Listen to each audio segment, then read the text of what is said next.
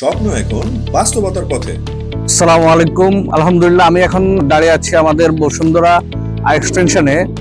আমাদের একটি project US landmark project. এটা বসুন্ধরার এক্সটেনশনে অবস্থিত। প্লট নাম্বার হলো 3078 কিউ।